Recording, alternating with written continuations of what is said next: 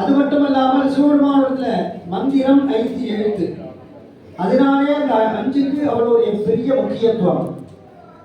அது இன்றைய தினம் பஞ்சமம் காரிய சித்தி 5ஆம் திருநாளை வழிபாடு செய்யும் பொழுது நமக்கு எல்லா விதமான காரியம் சித்தி அடைகின்றதா, வெற்றி அடைகின்றதா, அதை குறிக்கக்கூடியதான் இன்றைய தினம் 5ஆம் திருநாள்.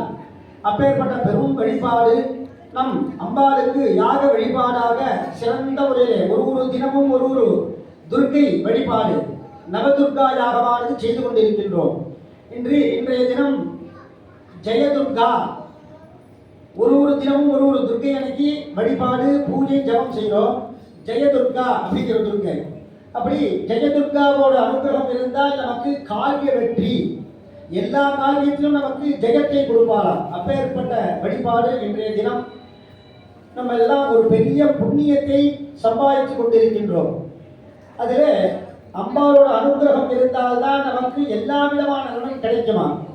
சூஷாச்சமே சுதினஞ்சமே, நமக்கு நல்ல நாளாக நல்ல காலமாக இருக்கணும் அப்படின்னாலே அம்பாவோட அனுகிரகம் வேணுமா.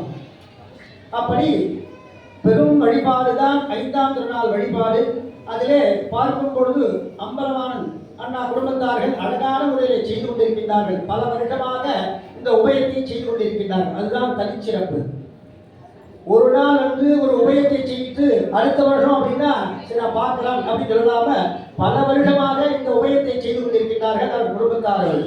அதில் ரொம்ப முக்கியத்துவம் அம்மாவுக்கு தான், அழகராணி அம்மாவுக்கு தான் அதான் சொல்லணும். அப்படி கட்டி காக்கிறதுனால தான் குடும்பத்தை கட்டி காக்கக்கூடியவள் அன்னை தான்.